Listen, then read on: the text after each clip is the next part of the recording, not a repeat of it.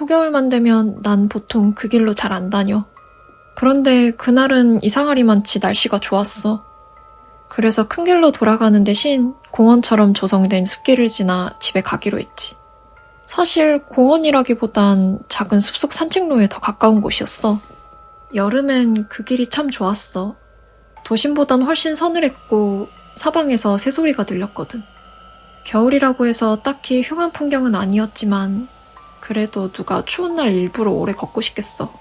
그날도 이런저런 생각에 푹 잠긴 채 걷다가 탁 트인 공터로 나서자마자 예상치 못한 광경을 봤어. 어린애 둘이 땅바닥에 무릎을 꿇고 있었어. 가방은 옷옷이랑 같이 덤불 속에 아무렇게나 던져둔 채였고 둘 다 숲바닥에 무언가를 뚫어져라 내려다보고 있었지. 어찌나 바짝 붙어 있었는지 흙 속에 머리를 쳐박으려는 것처럼 보일 정도였어. 멍청이! 한 남자애가 바닥을 향해 소리치고는 배를 잡고 웃어댔어. 나는 피식 웃었어. 별것도 아닌 애들다운 장난이겠거니 했지. 대체 뭐가 저렇게 웃긴 건지 조금 궁금하긴 했어. 한기! 다른 아이가 노란 방울모자를 고쳤으며 외쳤어. 둘은 더 크게 웃어댔어. 난 그냥 예의상 미소를 지은 채 걸음을 옮겼지. 바보. 금발 아이가 찬바람에 헝클어진 머리를 흩날리며 땅을 향해 고함쳤어. 얘들아, 여기서 뭐하니? 내가 좀 더 가까이 다가가며 물었어. 애들이 여기서 장난치는 건 드문 일이 아니었어. 근처에 학교도 있고 어린애들은 벌레 잡거나 지렁이 찔러보겠다고 오고 좀 큰 애들은 나무 뒤에 숨어 담배를 피우거나 몰래 뽀뽀하러 오기도 했으니까. 아저씨, 이것 좀 봐요. 노란 모자 아이가 바닥을 가리키며 말했어. 나는 무심코 아래를 내려다봤다가 그대로 얼어붙었어. 이 길을 몇 년이나 다녔는데 저런 건 한 번도 본 적이 없었거든. 땅에 구멍이 뚫려 있었어. 큰 멜론 하나쯤 들어갈 정도 크기였고 놀라울 만큼 완벽한 원형이었어. 게다가 너무 깊어서 바닥은 보이지도 않았어. 그저 새까만 어둠만 밑에 웅크리고 있었지. 나는 당황해서 눈을 몇 번 깜빡였어. 대체 저런 게 어떻게 생긴 거지?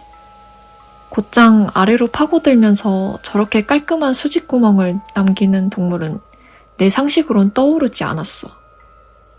이거 대체 뭐냐? 나는 조금 몸을 기울여 안을 들여다보며 물었어. 구멍이지? 금발 아이가 시큰둥하게 말했어. 그럼 뭐겠어요? 나는 어깨를 으쓱했어. 딱히 더 나은 답이 있는 것도 아니었으니까. 그런데 이상했어. 뭐라고 딱 집어 말할 순 없는데 어딘가 잘못돼 있었어. 구멍은 지나치게 매끈했고 지나치게 반듯했어. 마치 땅이 완벽하게 수직으로 붕괴한 것처럼 보였고 아니면 누가 공사용 수직갱이라도 뚫어놓은 것 같았어. 그런데 여긴 숲 한가운데였어. 이런데 누가 굳이 구멍을 파? 그리고 이것도 봐요. 노란 모자 아이가 말했어. 그러더니 구멍 위로 몸을 기울이고는 외쳤어. 코돌! 아이 목소리가 메아리쳤어. 그런데 평범한 메아리가 아니었어. 이상했어. 어긋나 있었어. 마치 지하 깊은 곳에서 100명쯤 되는 아이들이 똑같은 단어를 한꺼번에 따라 외치는 것처럼 들렸어. 내 얼굴에서 웃음기가 싹 가셨어. 위장 어딘가에 묵직한 돌덩이가 턱 앉히는 느낌이 들었지. 하하, 그래, 재밌네. 나는 억지로 웃으며 말했어. 근데 이제 집에 가는 게 좋겠다. 곧 어두워질 텐데. 아, 이래라 저래라 하지 마요. 금발 아이가 퉁명스럽게 쏘아붙였어. 나는 목이 바짝 마르는 걸 느끼며 침을 삼켰어. 아이 말투가 갑자기 변해 있었거든. 날이 서 있었고 거의 화가 난 것 같았어. 단순한 걱정 한마디조차 모욕처럼 받아들인 듯한 목소리였어. 그냥 밤에 이런 구멍 근처에서 노는 건 위험할 것 같아서 그래. 나는 좀 더 부드럽게 말하려 했으며 다시 입을 열었어. 빠지기라도 하면 큰일 나잖아. 애들은 짜증 섞인 눈길로 날 한 번 더 보더니 내가 아예 없는 사람인 것처럼 고개를 돌렸어. 그러고는 다시 구멍 옆에 무릎을 꿇고 어둠 속을 들여다봤어. 너희 부모님은 어디 계시는데? 나는 뭐라도 통하길 바라며 다시 물었어. 에이씨. 노란 방울모자 아이가 짜증난다는 듯 한숨 비슷한 숨을 내쉬었어. 그냥 좀 내버려둬요. 금발 아이는 대답도 하지 않았어. 그냥 작은 조약돌 하나를 집어 구멍 안으로 툭 던져 넣었지. 얘들아, 내가 너희를 여기 두고 그냥 갈 순 없어. 나는 최대한 차분하고 이성적으로 들리게 말했어. 이 구멍이 뭔지도 모르잖아. 학교로 돌아가든지 해야지. 아이 둘은 잠깐 서로를 쳐다봤어. 아주 짧고 이상한 눈빛이 오갔지. 마치 둘 사이에 무언의 합의라도 이뤄진 것처럼. 안에다 소리 질러요. 한참 뒤 금발 아이가 말했어. 아저씨도 하나 외쳐. 그럼 우리 갈게. 순간 뱃속이 꽉 조여왔어. 왜 그런지는 모르겠는데 저 구멍은 본능적으로 질색이 날 만큼 싫었어. 설명할 수 없는 공포가 밑바닥에서 천천히 올라오는 느낌. 비이성적일 수도 있었지만 몸이 굳어버렸어. 두 아이는 나를 올려다보며 비죽 웃었어. 마치 내가 저 검고 입 벌린 구멍을 얼마나 두려워하는지 이미 다 알고 있는 것처럼. 왜요? 노란 모자 아이가 비웃듯 말했어. 무서워요? 그냥 소리만 지르면 되는데? 이것 봐요. 아이는 다시 구멍이로 몸을 숙였어. 거의 머리 전체를 어둠 속에 밀어넣다시피 했지. 나는 혹시라도 애가 그대로 빠져버릴까, 아니면 그 아래에서 뭔가가 불쑥 솟아올라 애를 잡아채지 않을까 싶어 숨도 못 쉬고 쳐다봤어. 아무 일도 일어나지 않았어. 겁쟁이! 아이가 구멍 속으로 소리쳤어. 그러자 즉시 메아리가 터져나왔어. 수십 명의 아이 목소리가. 뒤틀리고 이상하게 변형된 채 그 단어를 동시에 되뇌었어. 나는 이를 악물고 혀끝으로 이빨 안쪽을 긁었어. 고작 땅바닥에 난 멍청한 구멍 하나에 어린애 둘이 날 이렇게까지 겁먹게 만들고 있다는 게 믿기지 않았어. 둘은 배를 움켜쥐고 깔깔거리며 웃었고 그 웃음소리는 고요한 숲속에 퍼져나갔어. 알겠어. 나는 여기 뭔가 정말 잘못돼 있다는 자각이 서서히 목을 죄어오는 걸 억누르며 중얼거렸어. 이거 한 번만 하고 다 같이 가자. 아이들 얼굴이 환해졌어. 마치 내가 그 말을 하길 처음부터 기다리고 있었다는 것처럼. 나는 조심조심 구멍 가장자리로 다가갔어. 아이들은 내 옆에 쪼그리고 앉아 내가 무슨 말을 외칠지 듣고 싶어 눈을 반짝였지. 분명 또 애들이 좋아할 저질스러운 단어쯤 기대하고 있었을 거야. 그런데 내가 무릎을 꿇고 무슨 바보 같은 말을 외쳐야 하나 머리를 굴리며 구멍 안을 들여다본 순간 뭔가가 보였어. 깊은 아래, 새까만 어둠 속에서 아주 잠깐 마치 무언가가 반짝인 것 같았어. 그리고 그게 움직였어. 젠장, 저 아래 뭐가 있는 거야?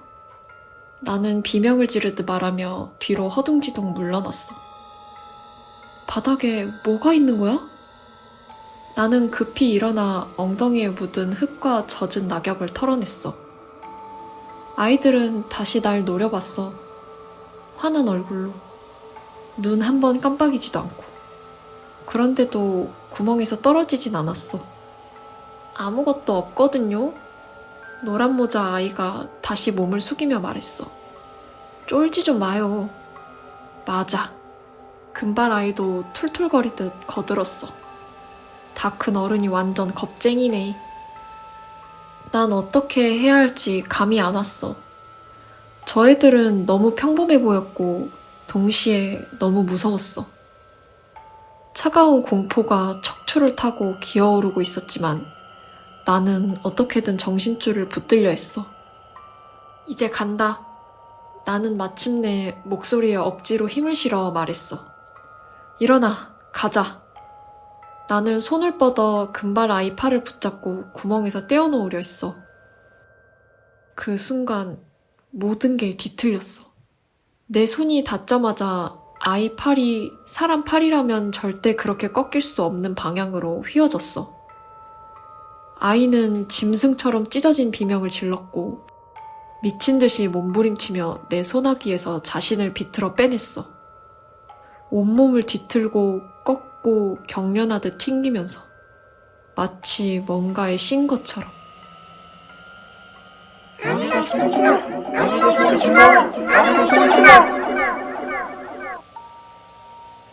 아이는 발작하듯 외쳤어.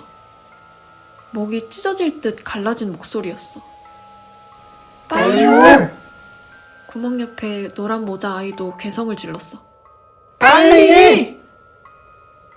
나는 반사적으로 손을 놓아버렸어. 금발 아이는 그대로 땅에 무너져 내리더니 미친 짐승처럼 몸을 비틀고 팔다리를 휘저었어. 빨리! 안에다 소리 질러! 빨리! 안에다 소리 질러! 둘은 번갈아가며 외쳐댔어. 목소리는 점점 더 높아졌고 점점 더 광기에 젖어갔어. 거의 최면에 걸린 사람처럼. 나는 꼼짝도 못하고 서 있었어. 충격이 발목을 땅에 박아넣은 것처럼 몸이 굳어버렸지.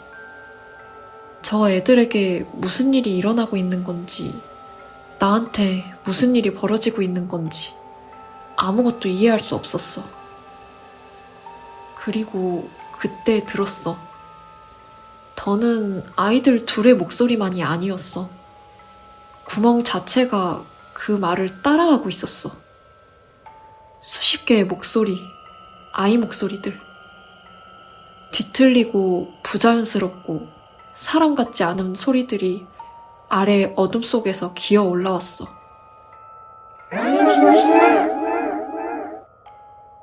더는 메아리가 아니었어.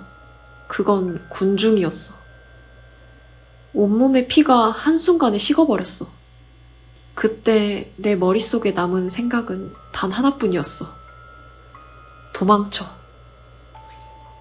나는 뒤돌아서 전력으로 달렸어.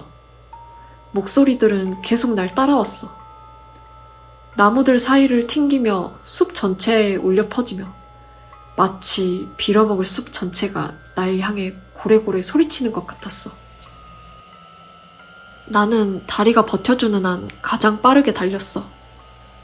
아이들 목소리가 머릿속에서 울려 퍼지고 있었어. 아니, 어쩌면 머릿속이 아니었을지도 몰라. 어쩌면 정말 숲 전체에 메아리 치고 있었는지도. 거의 해가 다 질 즈음 드디어 앞쪽으로 도로 불빛이 보였어. 저기까지만 가면 됐어. 그 숲에서만 벗어나면 됐어. 그런데 내가 못 본 게 있었어. 차였어. 덤불을 헤치고 튀어나온 순간 헤드라이트 불빛이 시야를 확 가로질렀어. 정신을 차렸을 땐 아스팔트 바닥에 나가 떨어져 있었어. 온몸이 다 아팠어. 세상이 빙글빙글 돌았고 곧 모든 게 까맣게 끊겼어. 다행히 날 친 운전자가 구급차를 불러줬고 나는 병원으로 옮겨졌어. 뼈 몇 군데가 부러지고 뇌진탕도 있었지만 목숨이 위험할 정도는 아니었어. 몇 주 지나고 나서야 겨우 회복했지. 경찰은 무슨 일이 있었는지 물었지만 난 그걸 제대로 설명할 수가 없었어.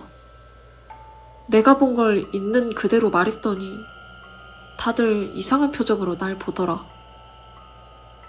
혼란스럽고 미묘하게 선을 긋는 눈빛. 겉으론 공손하지만 속으론 이 사람 제정신 아니네 하고 결론 내린 사람들 특유의 표정 있잖아. 솔직히 입 다물고 있는 게 나았을지도 몰라. 병원에서 태어난 뒤에도 난 계속 그 아이들 생각만 했어. 숲길은 아예 피해 다녔지. 그런데도 그 구멍의 기억만은 머릿속에서 떨어져 나가질 않았어. 그러다 어느 날 경찰서에서 다시 오라고 연락이 왔어. 진술서 서류에 문제가 좀 있어서 본인이 직접 와야 한다더라. 그리고 그날 그걸 보게 됐어. 나는 경찰 책상 맞은편에 앉아 있었고 멍하니 그 뒤쪽 벽을 바라보고 있었어. 벽에는 포스터가 줄줄이 붙어 있었지. 얼굴들, 이름들, 날짜들. 저기 실례합니다. 나는 손가락으로 벽을 가리키며 물었어. 저 사람들은 누구예요? 경찰은 고개만 살짝 돌려 뒤를 보더니 서류를 쓰던 손도 거의 멈추지 않은 채 대답했어. 아, 실종자들이요. 그는 무덤덤하게 말했어. 몇 개는 지명수배 전단이고. 그럼 저 애들 둘은요? 나는 익숙한 두 얼굴을 가리키며 다시 물었어. 이번엔 그가 좀 더 자세히 바라봤어. 아, 쟤들. 그는 여전히 싸늘하고 무심한 목소리로 말했어. 몇 년 전에 실종됐어요. 아직도 못 찾았고. 나는 아무 말도 못했어. 알아봤거든. 둘 다. 헝클어진 금발머리, 노란 방울모자. 등골을 타고 서늘한 게 기어 올라왔어. 너무도 선명해서 그대로 정신을 잃을 것만 같을 정도로.